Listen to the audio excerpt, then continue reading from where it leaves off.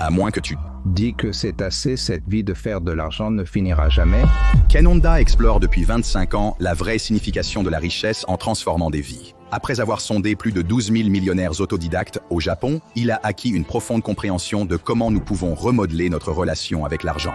Dans la vie, il y a deux choses que vous pouvez poursuivre, vos rêves et en même temps, vous pouvez être satisfait de ce que vous avez. Beaucoup de gens heureux ont des compétences spéciales pour apprécier ce qu'ils ont. Tant que vous appréciez, vous êtes une personne heureuse. Si vous gâchez avec l'argent, vous pourriez faire tuer toute votre famille. J'ai vu beaucoup de gens heureux qui ont de l'argent et qui semblent ensuite apprécier la vie.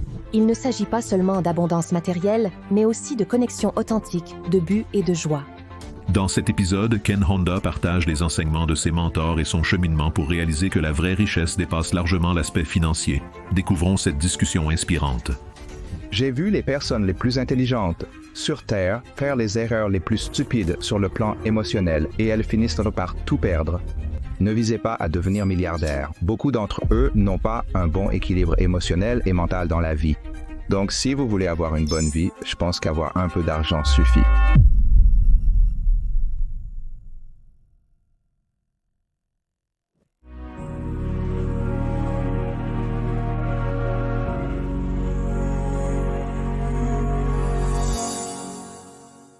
Ken, évidemment très reconnaissant que tu te joignes à nous pour discuter.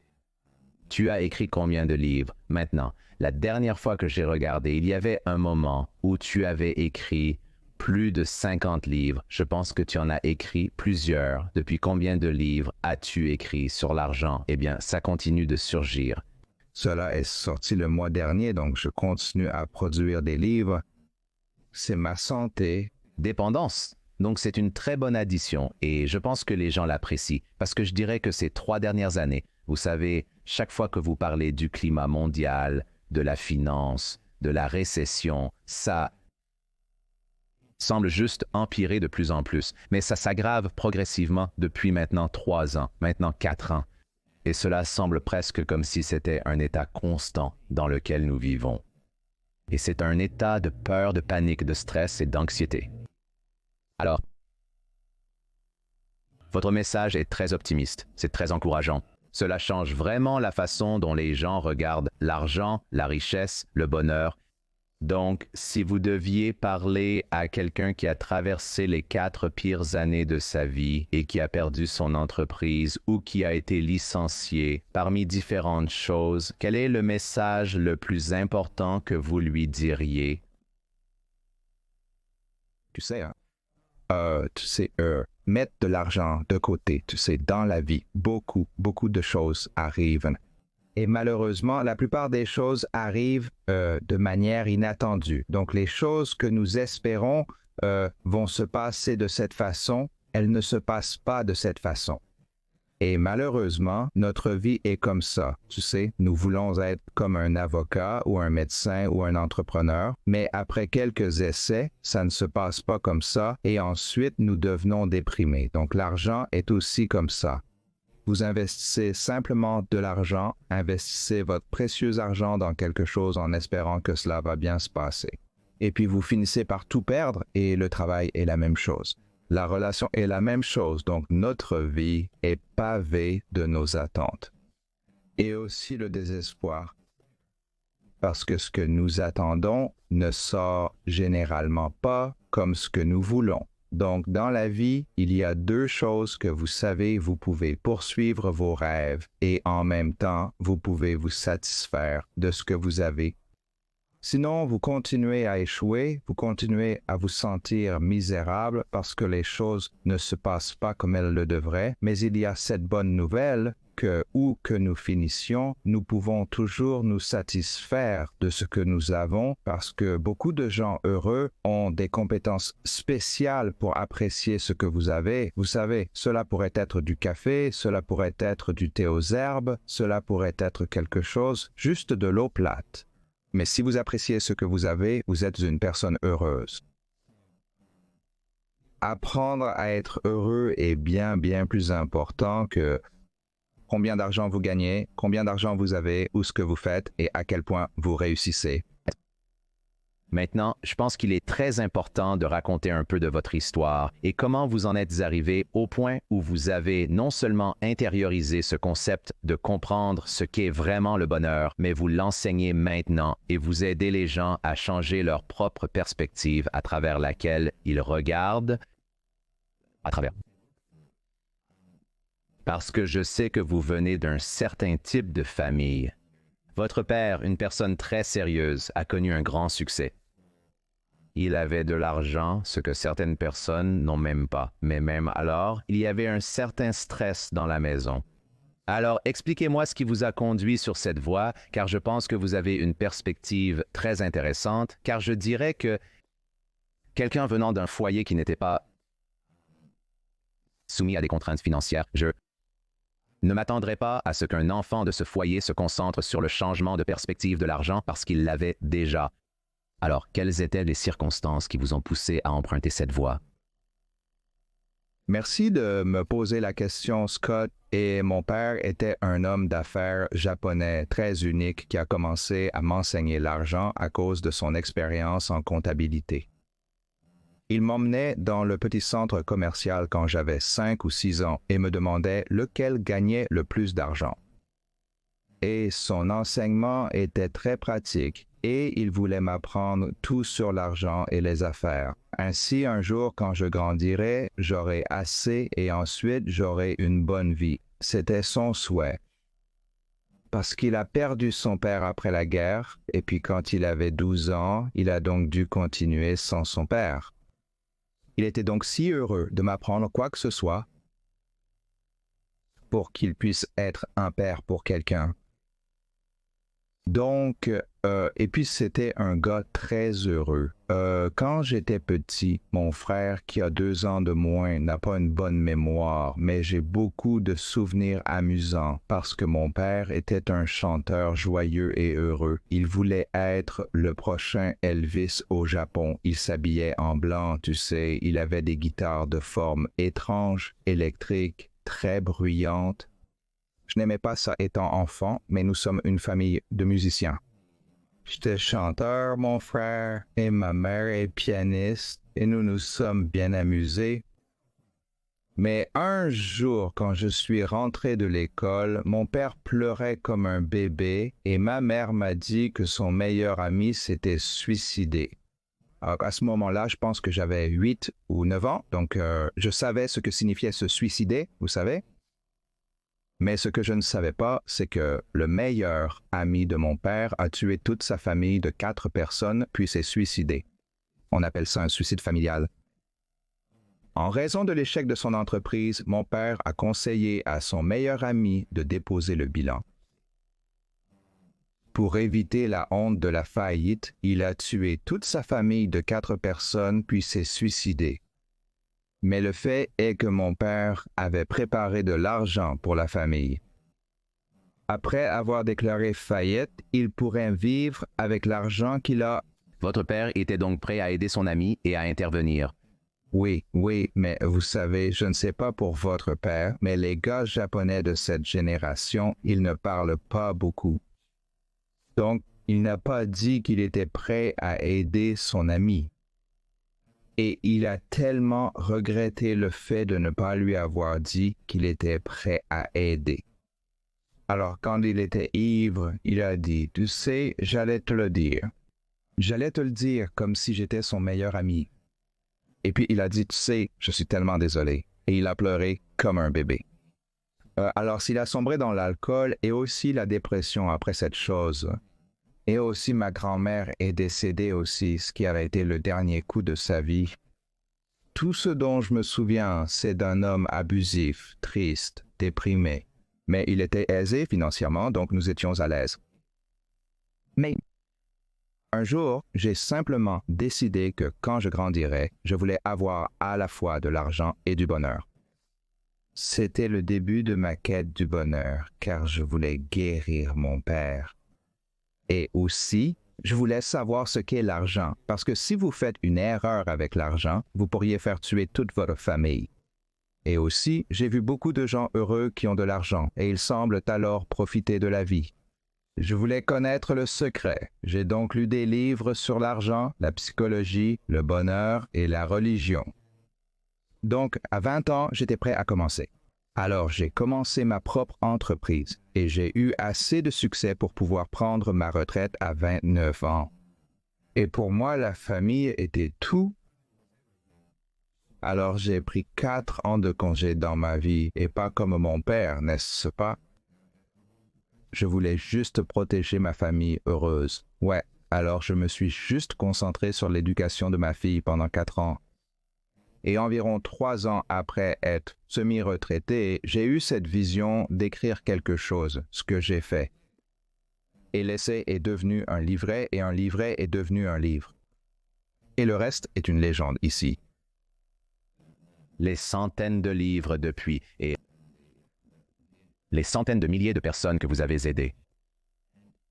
Et pour une bonne raison aussi. C'est un message qui résonne parce que même, vous savez, depuis quand cela est arrivé à l'ami de ton père, bien sûr, notre relation avec l'argent dans la plupart des cas n'est pas aussi extrême, surtout en Occident, mais elle l'est à un certain degré. Dans certains cas, mais peu d'amélioration. L'argent est toujours si intrinsèquement lié à la perception de soi et à la valeur personnelle. Et oui, ce n'est pas une pratique normale quand vous faites faillite de vous tuer et votre famille, mais cela arrive aussi dans certains cas où les gens se tuent quand ils font faillite ou qu'ils perdent de l'argent ou qu'ils font un mauvais investissement. Pourquoi avons-nous cette incroyable, pour la majorité des gens, relation toxique avec l'argent? C'est une bonne Question, Scott. Je pense que c'est parce que cela est lié à notre survie. Il y a quelques siècles, quand nous étions tous agriculteurs, nous produisions notre propre nourriture. Mais depuis, beaucoup d'entre nous ont déménagé en ville après 1800. Lorsque la révolution industrielle se produisait au Royaume-Uni, tous les travailleurs déménageaient en ville.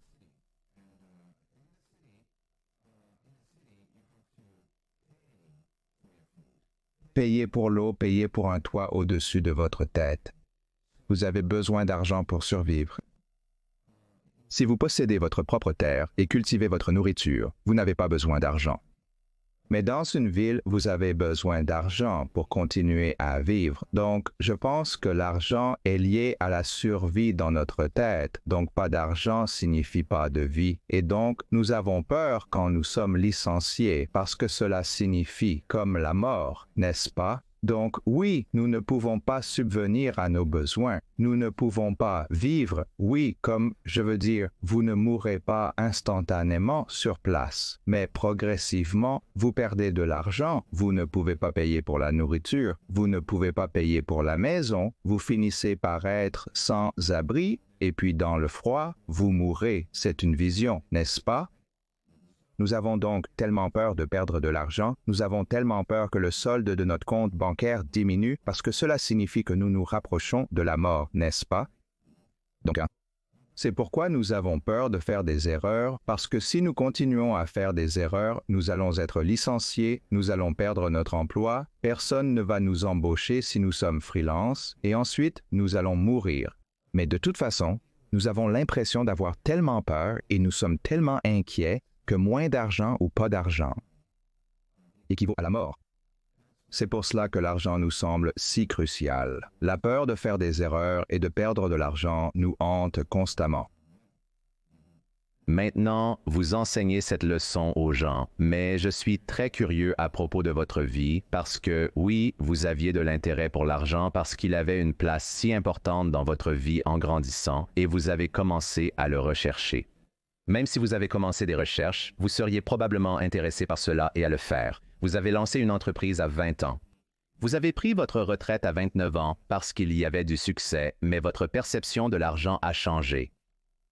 Qu'est-ce qui a causé votre perception de l'argent pour simplement commencer une entreprise ne changerait pas votre perception de l'argent. En fait, passer par ce que vous avez vécu avec votre père et son ami, cela créerait presque cette perception très négative de l'argent. Alors comment avez-vous eu ce moment de réveil où vous étiez comme l'argent n'est pas réellement une mauvaise chose et toute ma vie va renverser la façon dont je perçois l'argent? Oui, vous savez, je pensais que l'argent était très négatif, mais une fois que j'ai commencé à gagner de l'argent, j'ai réalisé que, vous savez, j'étais dans l'erreur. Vous savez, l'argent, c'est amusant. Donc, c'est amusant, ouais. Et en anglais, j'ai entendu l'expression « je ne l'aime pas, je l'adore ». Vous savez que j'apprends l'anglais maintenant. Donc, vous savez, c'est ce que j'ai ressenti. Donc, dans ma vingtaine, je gagnais plus d'argent. Et puis, je suis soudainement devenu très populaire parmi les hommes et les femmes. Beaucoup de gens voulaient passer du temps avec moi. Et j'étais juste « oh mon Dieu, de l'argent ». Je pensais que l'argent était mauvais, mais l'argent est bon. Et puis, j'étais accro à gagner de l'argent, à développer mon entreprise. Salut les gars, Scott à l'appareil. Je voulais simplement vous remercier sincèrement. Votre écoute, votre soutien et vos partages maintiennent ce spectacle en marche depuis 6 ans. Merci à vous. Au début, je ne réalisais pas l'ampleur que cela prendrait, le nombre de vies touchées, les histoires partagées et les leçons apprises ensemble. C'est très humble. Je pense que nous bâtissons ici une communauté unique où personne n'a besoin de réinventer la roue. Nous sommes tous dans le même bateau, apprenant et grandissant, et voici ma demande. Si ce spectacle vous a plu et vous a touché, n'hésitez pas à le partager avec quelqu'un qui en aurait besoin. Partagez l'information avec vos amis et sur les réseaux sociaux pour maintenir le momentum. Invitez d'autres personnes talentueuses. Et partagez plus de sagesse qui change la vie. Et vous pouvez nous trouver sur tous les spots. Vous pouvez donc aller sur successstorypodcast.com si vous aimez écouter des podcasts. Si vous aimez la vidéo, vous pouvez aller sur YouTube. C'est youtube.com/c/ScottDclary ou la newsletter. Partagez newsletter.scottdeclary.com. Je vous suis infiniment reconnaissant. Continuons à apprendre, grandir et améliorer ce monde ensemble. Maintenant, retournons à l'émission, comme beaucoup le font. Oui, et puis un jour, j'ai réalisé, oh, attendez une seconde, vous savez, à moins que je ne dise simplement quand c'est assez, cela va être dangereux. Je l'ai senti parce qu'une fois, j'ai eu cette conversation avec un homme très riche qui avait déjà une entreprise publique. Alors, je voulais savoir, j'étais dans la vingtaine, je voulais savoir... Quand il a commencé à se sentir réussi, était-ce quand il avait 25 ans ou quand il a commencé son entreprise et que l'argent affluait, ou était-ce quand il avait 30 ans, quand il a introduit son entreprise en bourse? Pensez à Steve Jobs. Lorsqu'il a créé Apple, il ne se sentait pas accompli. Mais après avoir introduit Apple en bourse, il se sentait probablement réussi. C'était l'idée. Je lui ai posé cette question et j'ai été tellement surpris quand il a réfléchi pendant 1 seconde, puis il a dit « Je ne pense pas que je suis réussi ». Alors, attendez 1 minute, ce gars a une grande entreprise avec des milliers d'employés. « T'es sérieux ?» J'ai dit « Ouais, parce que je n'ai pas de jet privé. » Sa définition du succès est que si vous avez un jet privé ou non, n'est-ce pas? Le Japon est un petit pays, vous n'avez pas besoin d'un jet, même si vous réussissez, n'est-ce pas? Et puis, oh, attendez 1 seconde. Et puis, plus tard, j'ai rencontré un homme qui avait un jet privé et j'ai posé la même question et il a dit non, je suis juste une petite pomme de terre. Je me sens si petit chaque fois que je vais au terminal spécial, n'est-ce pas? Et puis, regardez mon avion depuis ma Mercedes. Mon avion est si petit qu'il ne peut accueillir que 6 personnes. Et voici tous les autres géants dans les jumbo jets avec des rois arabes. Et donc le mien est comme un vélo, donc je ne suis pas riche. Donc, à moins que vous ne disiez que c'est suffisant, cette vie de faire de l'argent ne finira jamais. Vous avez eu un mentor à un moment donné, et je ne sais pas si c'est l'une des personnes que vous avez mentionnées, et dites-moi si c'était le cas, mais ce mentor vous a dit, quand vous lui avez parlé d'argent, vous avez dit que la première chose à propos de l'argent est de ne pas se concentrer sur l'argent ou quelque chose dans ce genre. Oui. Expliquez ce que cela signifie. aider les auditeurs à comprendre et peut-être donner un peu de contexte sur qui est cette personne et pourquoi il vous donnerait ce conseil. Ouais, donc je ai demandé à mon mentor dans ma vingtaine, je veux être riche. Donne-moi un conseil. Et puis, je m'attendais à des conseils d'affaires ou des conseils d'investissement et tout ça. Et il a dit, si tu veux être riche, oublie l'argent. Et j'ai dit, quoi? Si tu oublies l'argent, comment puis-je être riche? Et il est mon maître zen. Et son enseignement était très zen car il me posait plus de questions que je n'en posais. Donc ces questions m'ont amené à réfléchir de plus en plus profondément et à commencer à comprendre ce qu'est vraiment la vie. Et donc, il a changé tant de choses en moi. Après qu'il a dit « j'oublie l'argent », je me suis concentré sur ce qu'il voulait dire par là. Et puis, j'ai réalisé que si vous oubliez l'argent, vous vous concentrez sur ce que vous faites. Vous vous concentrez sur ce que vous pouvez donner aux autres, à vos clients et à vos futurs clients. Et si vous vous concentrez vraiment sur vos clients et comment les satisfaire ou les divertir ou résoudre leurs problèmes, et ensuite, en conséquence, l'argent vous suivra. Si vous pensez à l'argent, vous essayez de réduire les coûts. Vous essayez de penser à cela à votre avantage. Alors, vous essayez d'en tirer profit. Donc, la flèche va dans ce sens pour moi. Et ce qu'il voulait dire, c'est que vous devez vous concentrer. La flèche devrait être pour vous. Et si vous devenez une personne pour vous, les gens voudront simplement faire des affaires avec vous. Mais si la flèche va pour moi, personne ne veut faire quoi que ce soit avec vous parce que vous essayez toujours de conclure une bonne affaire pour vous, pas pour vos clients. Et amis, vous êtes égoïste au lieu de donner de la valeur, au lieu de donner plus, et vous n'attendez rien en retour.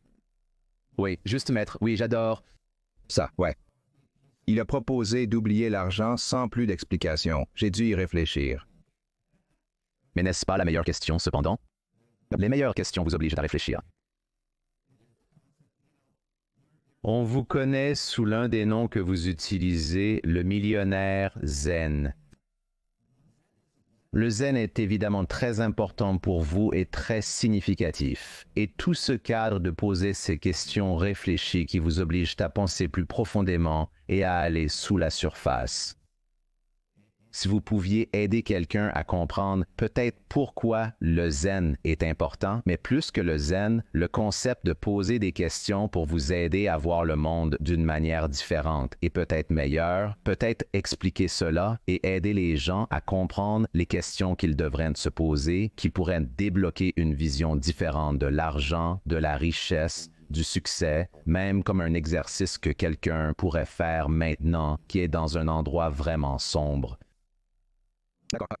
Alors, vous savez, de temps en temps, nous tombons dans cet endroit sombre où rien ne fonctionne et les gens autour de nous semblent être très froids ou indifférents ou parfois méchants.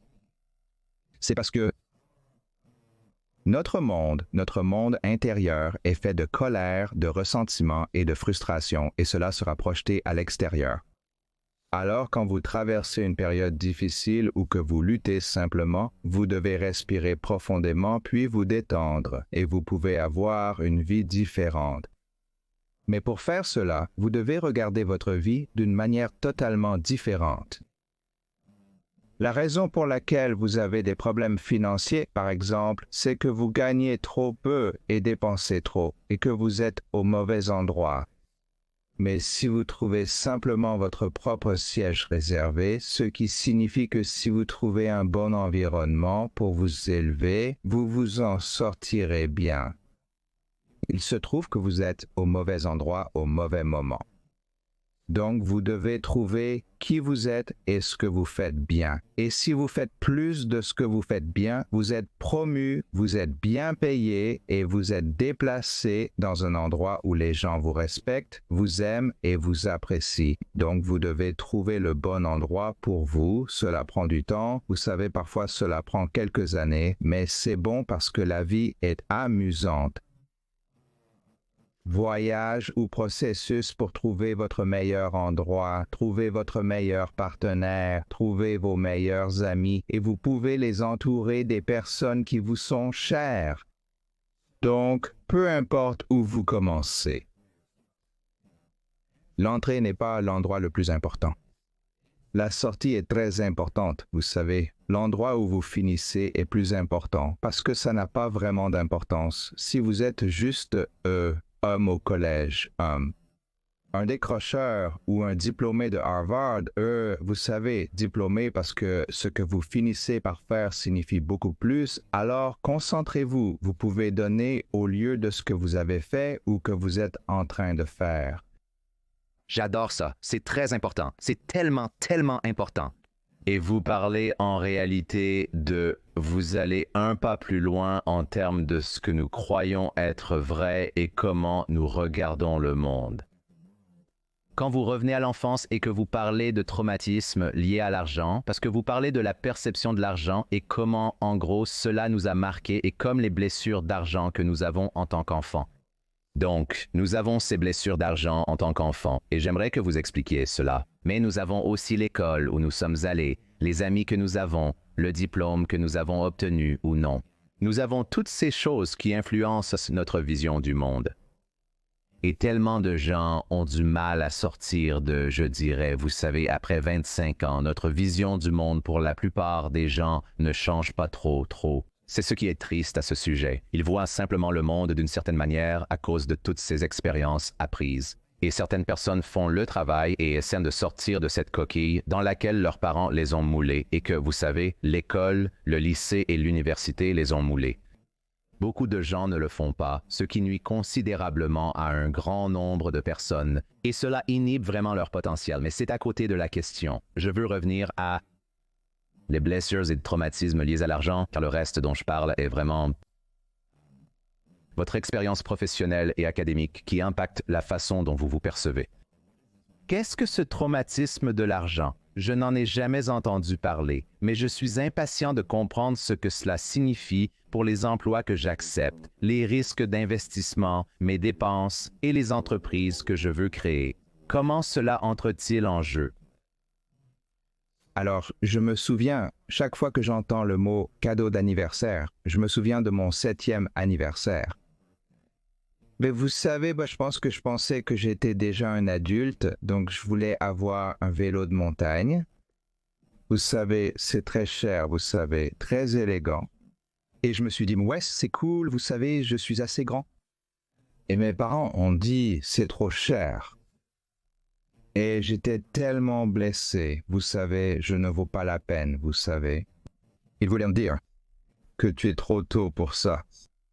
Et ils ont raison parce que je me suis coupé le front ici et ici à cause de l'accident de vélo par la suite. Les parents savent parfois mieux. C'est vrai, mais à l'époque, je me sentais indigne de ce cadeau coûteux. Tu sais, je suis un garçon bon marché, c'est ce que je pensais. Et puis j'ai été refusé quelquefois. Plus tard, quand j'avais 14, 15 ans, il y avait ce programme de séjour chez l'habitant à Los Angeles ou Melbourne en Australie. Né en Australie, je voulais apprendre l'anglais. Mais à ce moment-là, mon père était un alcoolique sévère, alors j'ai parlé à ma mère et elle a dit « d'accord, quand ton père est de bonne humeur ». Et de bonne humeur parle de ton séjour chez l'habitant et j'ai soupiré parce que chez moi.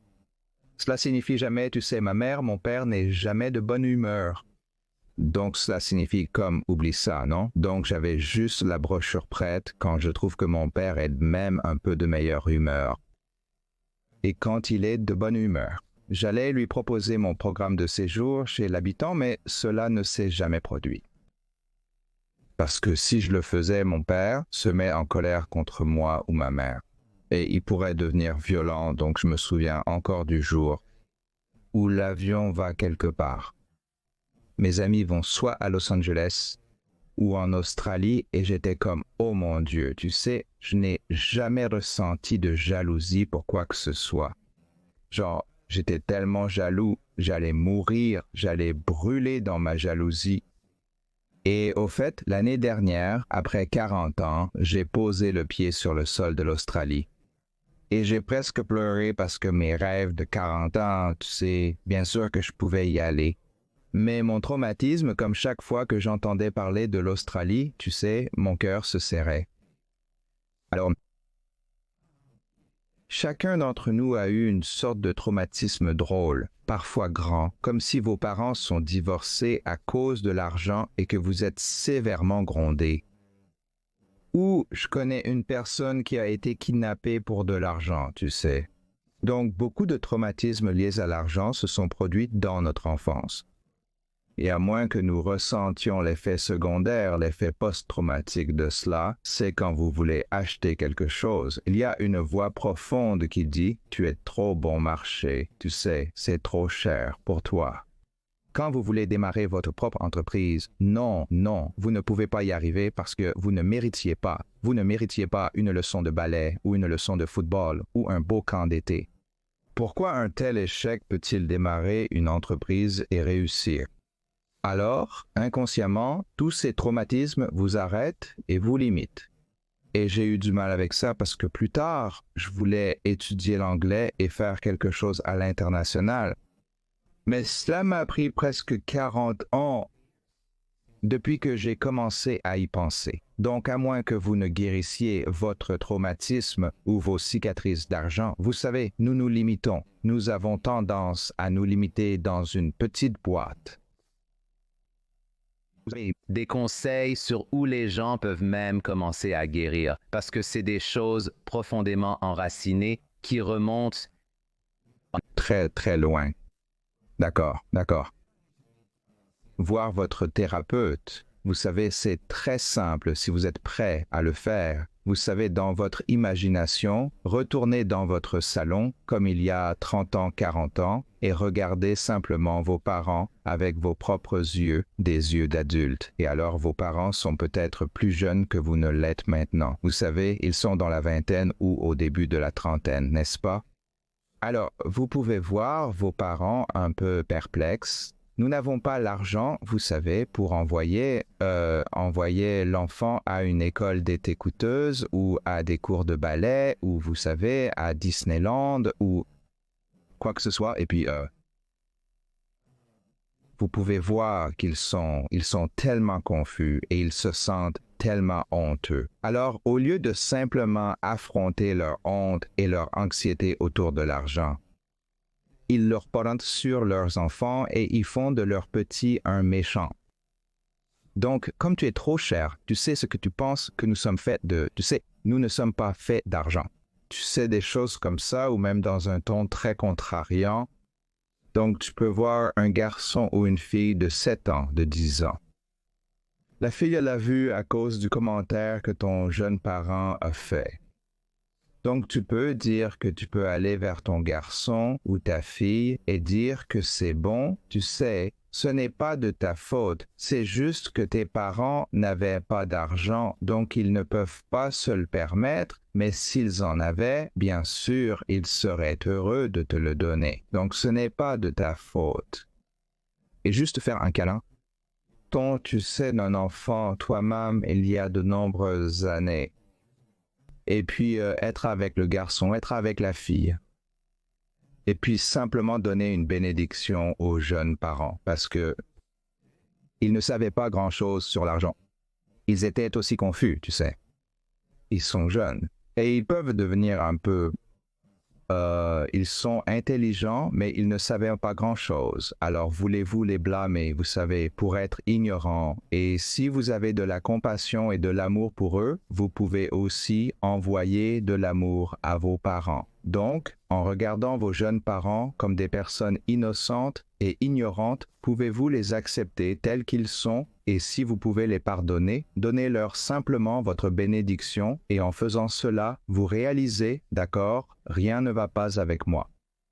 Je peux lancer ma propre entreprise. Je peux simplement investir dans du neuf. Je peux me marier, rien ne m'arrête. Au moins l'argent ne le fait pas. Tu sais ce que cela fait. Cela te permet de te faire confiance à toi-même plutôt que cela te permet de comprendre le concept que ton monde est créé et contrôlé par toi par rapport aux facteurs externes. C'est vrai, j'aime beaucoup ça. Je pense que c'est ce que beaucoup de cette libération d'une attitude plus saine envers l'argent, envers la richesse, est tout à propos parce que tu comprends que si, et tu sais qu'il y a les clichés religieux sur l'argent et la racine de tous les maux, mais je pense vraiment que si tu crois que tu es responsable de ce qui se passe dans ta vie et que tu commences à comprendre que si je gagne de l'argent, je choisis de l'utiliser comme je le souhaite, que ce soit pour le bien ou le mal, en espérant que ce soit pour le bien. Je pense donc que tu occultes la perception des autres, de la définition de l'argent, de la richesse, du succès, et tu le construis presque toi-même. Oui, donc je suis tellement heureux d'avoir aidé des millions de personnes grâce à mes livres et à mes vidéos YouTube et à toutes les autres choses. Parce que si vous changez juste un peu la façon dont vous regardez le monde et l'argent, vous voyez une image totalement différente. Et une fois que l'argent est amusant pour vous, vous n'avez aucun blocage émotionnel mental et alors votre situation financière change du jour au lendemain et vous êtes promu, vous obtenez une grosse augmentation, vous obtenez une grosse prime et j'ai vu toutes sortes de drôles de miracles. Votre oncle vous contacte soudainement comme par magie, vous savez, après 15 ans sans contact. Et il vous dit, vous savez, je n'ai pas d'enfant. Puis-je vous donner 50 000 $ maintenant? Quoi? Vous savez, c'est pourquoi c'est drôle comment l'univers fonctionne comme ça. Je dirais même plus, encore plus, pratiquement pour quelqu'un qui écoute cela, et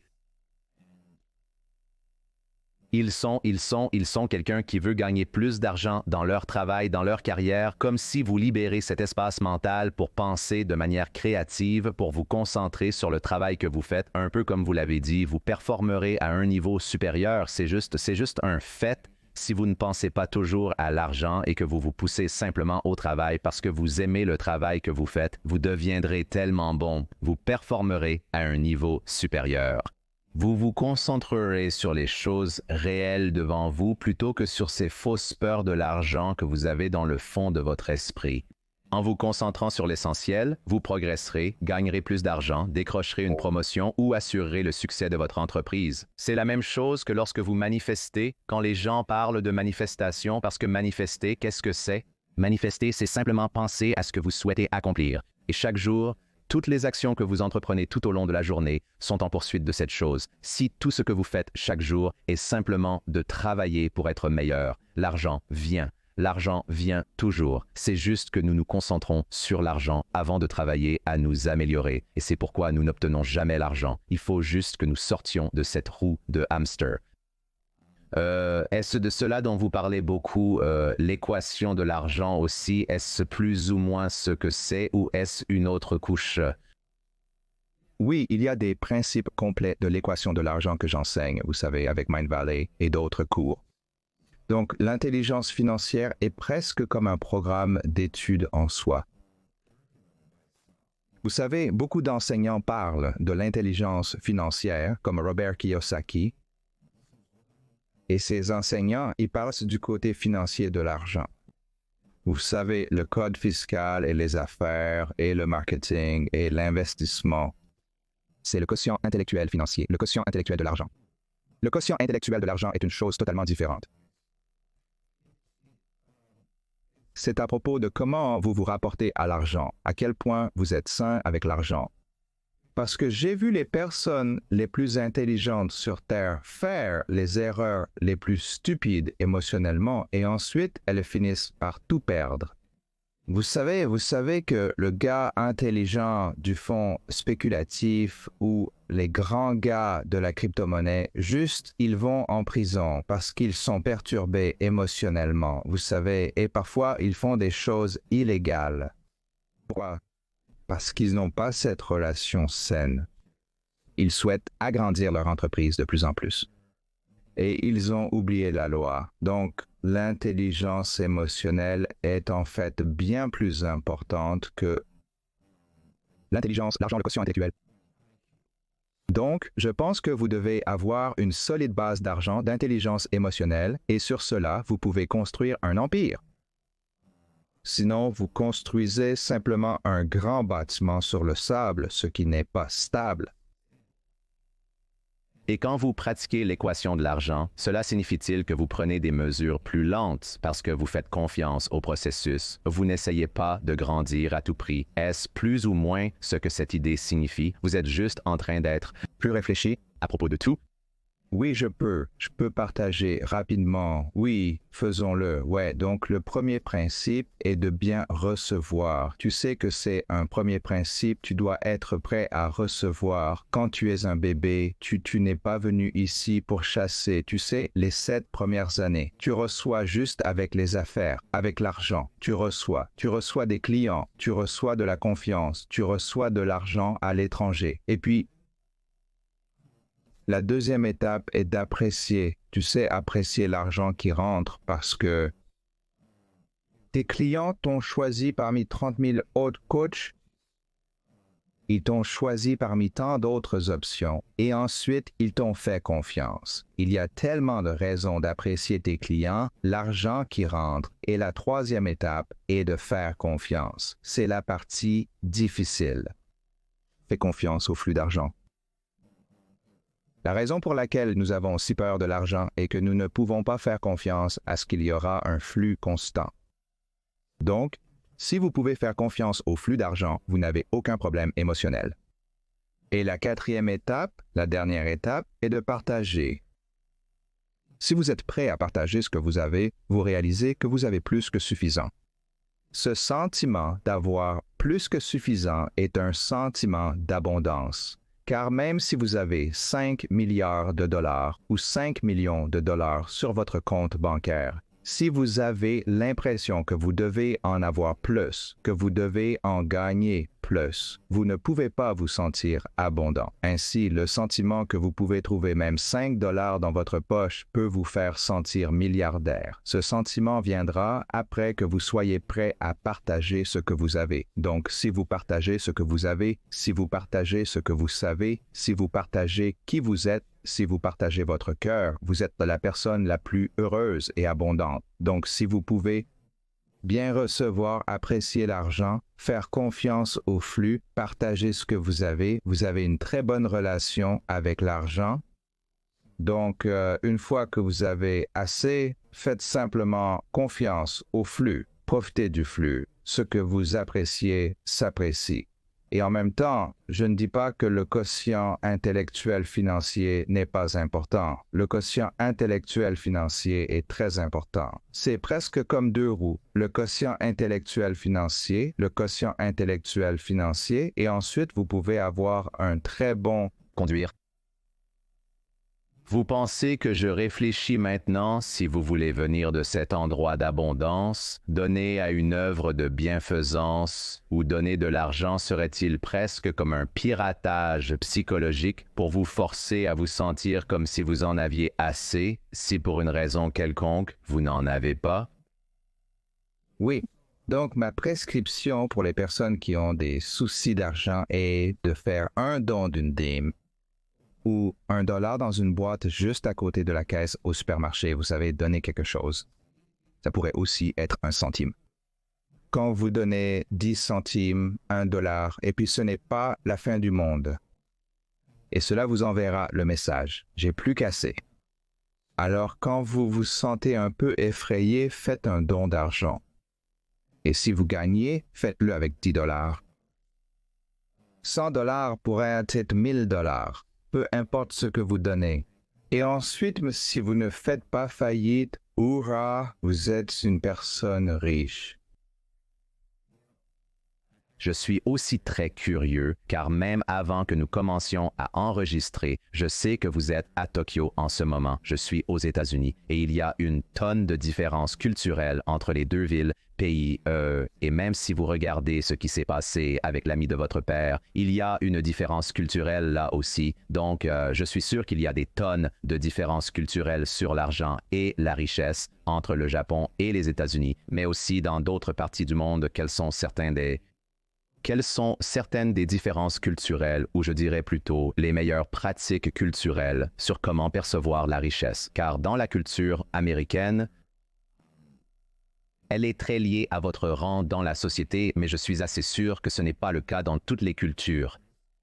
J'écoutais quelques podcasts en avance et apparemment au Japon, parler de son salaire est beaucoup plus courant qu'aux États-Unis. Aux États-Unis, tout est très secret. Et ils ont dû créer des lois pour forcer les entreprises dans certains États comme New York à divulguer ce qu'ils paient aux gens, donc ils ne le faisaient pas correctement. Cela varie grandement selon les régions du monde. Alors, quelles sont les meilleures cultures ou les meilleures façons de considérer l'argent? Nous ne résoudrons pas les problèmes des États-Unis, mais nous pouvons peut-être apprendre de quelques autres pays. Donc, vous savez, tout est psychologique et culturel. Comme vous l'avez dit, au Japon, l'argent n'est pas aussi tabou qu'en Amérique du Nord. J'ai été surpris que même avec votre meilleur ami, vous ne parlez pas de combien d'argent vous gagnez l'un à l'autre. Au Japon, si vous êtes un meilleur ami, vous savez tout, n'est-ce pas? Mais la chose drôle est qu'au Japon, même parmi vos meilleurs amis, vous ne le faites pas. Parlez pas autant de votre vie sexuelle. En Amérique, même sans demander, vous savez, les amis américains me racontent tout en détail, ce qui me gêne un peu. Donc, genre, si votre ami japonais vous demande combien d'argent vous gagnez, vous pouvez lui demander en retour comment se passe votre vie sexuelle ces jours-ci, vous savez? Donc, certaines choses sont tabous. Ouais, oh, et c'est amusant, vous savez. Et puis genre, oh, pourquoi je me sens si secret? Sur combien d'argent vous gagnez ou votre vie sexuelle ou n'importe quoi d'autre, genre, on ne ressent pas tant de honte à propos de combien de fois on va aux toilettes, combien de fois numéro 1, numéro 2. Pas beaucoup de gens. Les gens ressentent de la honte, même si nous n'en parlons pas publiquement. J'espère donc que l'argent peut être un sujet aussi ouvert dont on peut parler à l'avenir, parce qu'il n'y a rien de honteux à ce sujet. Vous savez, les grandes personnes, les personnes de grande taille ont besoin de manger plus, et les personnes de petite taille n'ont peut-être pas besoin de manger autant. Et vous savez, c'est pareil pour l'argent. Si vous avez de l'argent, un grand conteneur, vous devez recevoir plus d'argent et vous devez dépenser plus d'argent. Si votre conteneur d'argent est petit, vous n'avez pas besoin de manger plus ou de jeter. C'est comme si parfois les États-Unis étaient à l'envers, car nous parlons de plus en plus de sexe et de moins en moins d'argent. C'est exactement le contraire. Oh mon Dieu! Oui, qu'est-ce que... Vous savez, vous avez probablement interviewé des dizaines ou des centaines de millionnaires à ce stade et probablement plusieurs milliardaires. Quel est, peut-être même dites-moi ce qu'un millionnaire pense de l'argent par rapport à ce qu'un milliardaire pense de l'argent par rapport à ce que quelqu'un qui gagne 50 ou 60 000 $ par an pense de l'argent. Vous savez, je pense que les millionnaires, ils ont du bon sens et les milliardaires, ils sont un peu fous. Vous savez, ils n'ont pas cette chose appelée une pause dans votre vie. Oui, seulement l'accélérateur. Vous savez, ils n'ont pas un bon sens des risques. Alors, ils continuent à prendre des risques tout le temps. Donc, beaucoup de milliardaires pensent que vous ne voulez pas apprendre. C'est comme les émissions de télé qui disent « Ne faites pas ça chez vous ». C'est ce que je ressens. C'est donc ainsi que j'enseigne aux gens. Ne courez pas après un milliardaire. C'est, si tu veux être heureux et riche, tu dois rester modeste. Parce que beaucoup de milliardaires, ils n'ont pas le bon équilibre dans la vie, émotionnellement et mentalement. Donc, si vous voulez avoir une bonne vie, je pense qu'avoir un peu d'argent suffit. Donc, pourquoi voulez-vous être milliardaire? Vous savez, parce que beaucoup de gens veulent avoir du pouvoir, de la reconnaissance, et certaines personnes sont destinées à devenir milliardaires, mais pas tous d'entre nous. Vous savez, c'est intéressant parce qu'en ce moment, je suis juste à l'extérieur de Miami, qui est probablement l'une des villes les plus superficielles du monde. Tout le monde a le bateau et tout le monde a le jet et tout le monde dépense 1000 $ par personne quand ils vont dîner. Et c'est fou pour moi parce que ça en est arrivé au point dans la société, pas dans d'autres parties du monde, ce n'est rien de tel, mais ça en est arrivé au point dans la société où gagner de l'argent ne suffit pas, mais nous prétendons que nous avons de l'argent, que nous n'avons même pas, ce qui pour moi est un concept fou. Alors, nous faisons réellement faillite. C'est comme louer une voiture de luxe pour le week-end, ou nous faisons faillite, dépenser de l'argent dans un club. Vous savez combien ça coûte. Je vais vous donner un chiffre qui est un chiffre fou, c'est un chiffre réel. Donc, si vous sortez à Live, qui est le club à Miami pour le réveillon du Nouvel An, et probablement d'autres jours fériés, il y a des tables qui viennent avec une bouteille, ou 2 bouteilles, ou 3 bouteilles de liqueur qui coûtent probablement, vous savez, 50 $ la bouteille. Si vous alliez à la boutique de Liqueur Max, et ces tables vous coûtent 50 000 $ pour la soirée. Wow, 50 000 $. Donc, vous voulez parler de relations malsaines avec l'argent? C'est ce à quoi certaines personnes sont confrontées. Donc, quand vous vivez dans une société comme celle-là, quelle est la réponse? Vous déménagez simplement ailleurs. Comment ne pas vous laisser entraîner? Comment construire la résistance mentale pour ne pas tomber dans cette attitude de vouloir toujours égaler les autres? Je pense que vous devriez partir. Sortir voir, vous savez, d'autres endroits. Comme je le disais à Scott, Tokyo est très sûre, l'une des villes les plus sûres parmi toutes les grandes villes. Une petite fille de 5 ans marche seule dans la rue et elle prend le métro. Quand elle est perdue, elle peut demander son chemin à un adulte. C'est aussi sûr que Tokyo. J'ai perdu mon portefeuille quelques fois et à chaque fois mon portefeuille a été retrouvé et signalé à la police. Donc ils ont retrouvé mon portefeuille et tout va bien. Donc si vous visitez simplement un endroit comme celui-là, vous voyez qu'il y a tout un nouveau monde là-bas. Il y a des gens très honnêtes, des gens dépendants, des gens ancrés. Oui, des gens ancrés et généreux. Ou si vous visitez une ville en Europe, vous vous sentez très différent aussi.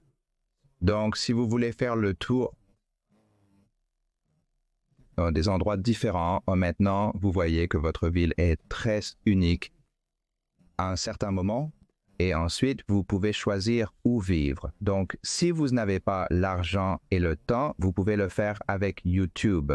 Vous savez, il y a tellement de vidéos YouTube pour montrer la vie des gens. Et ensuite, après avoir regardé quelques vidéos, comme d'accord, c'est Miami et nous pourrions être fous. Et ensuite, comme d'accord, donc est-ce que je veux aller à Ohio ou en Californie ou est-ce que je m'intégrerai? Donc, vous devez aller à un endroit où vous vous intégrez bien, oui, et je pense que vous devez faire le travail pour comprendre ce qui vous rend heureux et ce dont vous avez réellement besoin dans votre vie, n'est-ce pas?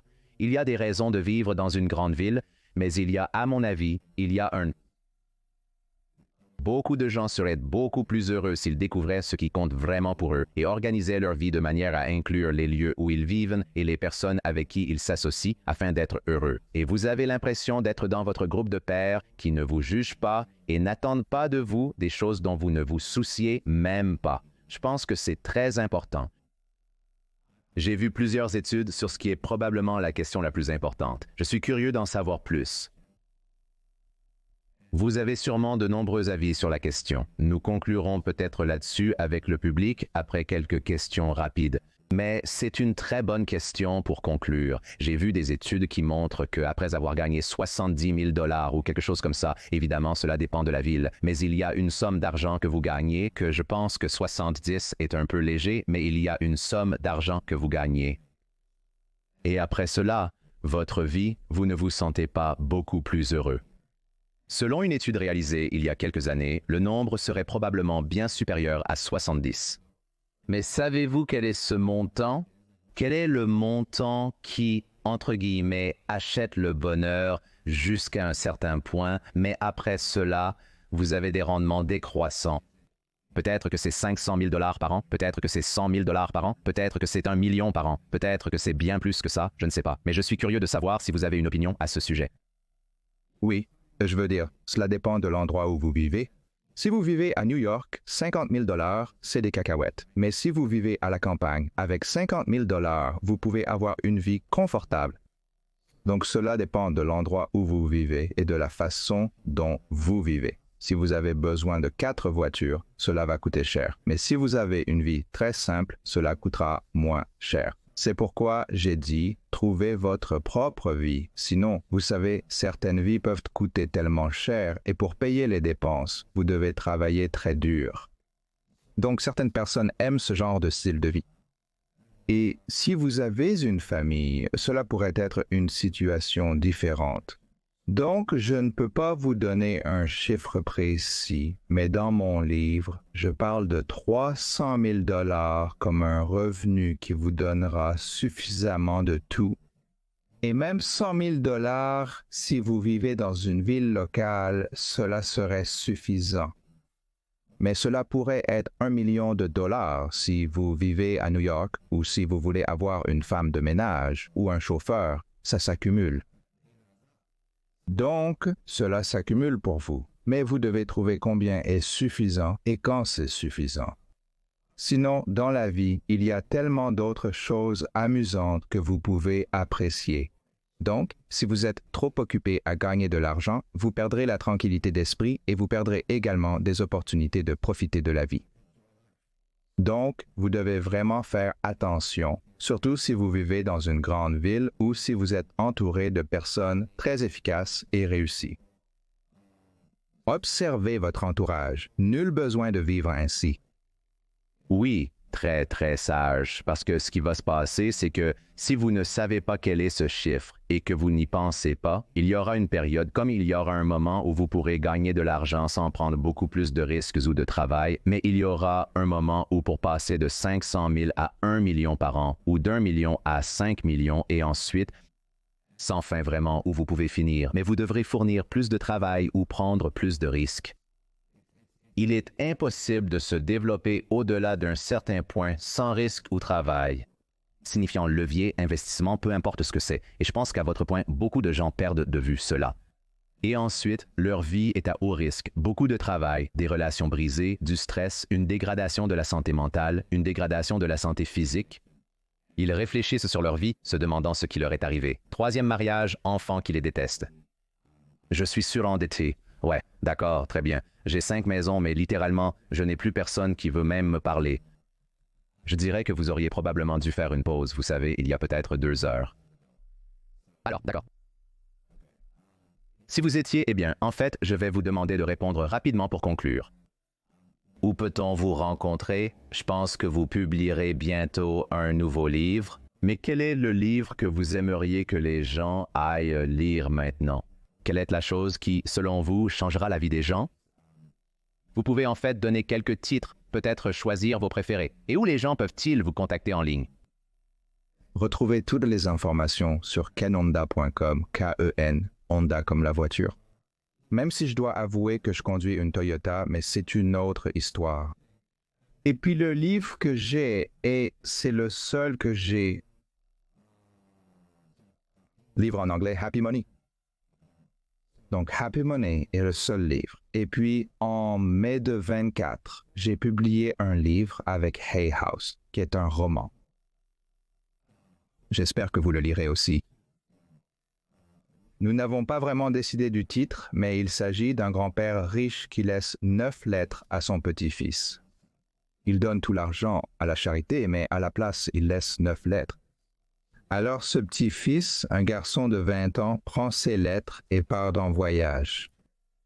Alors, vous savez, c'est un roman à succès au Japon. C'est comme les mardis avec Maurice. Alors j'espère, oh, j'adore ça. Et Hay House est énorme d'ailleurs. C'est un éditeur énorme. Donc ça va être, et c'est en anglais? Non? Ce sera en anglais? D'accord, oui. Pour finir, voici les 2 dernières questions. Première question, vous avez eu une vie et une carrière incroyables. Vous avez changé la vie de millions de personnes. Quelle serait une leçon que vous donneriez à votre moi de 20 ans? Cela pourrait être sur l'argent ou simplement sur la vie, les affaires, n'importe quoi. La vie est amusante, alors faites simplement ce qui vous excite le plus et profitez de chaque seconde. C'est une leçon brève mais essentielle et profonde. Que serait-ce si vous pourriez définir le succès? Si vous pouviez définir votre version du succès maintenant, que signifie le succès pour vous professionnellement, mais aussi que signifie le succès pour vous personnellement? Je pense que l'abondance est la liberté de faire ce que vous aimez, de faire ce que vous aimez à l'endroit où vous aimez, avec qui vous aimez et au bon moment. Donc, si vous pouvez faire ce que vous aimez, avec qui vous aimez, où vous voulez et quand vous voulez. Donc, c'est une liberté. Je ne peux pas l'expliquer. Je ne peux pas L'expliquer à vous.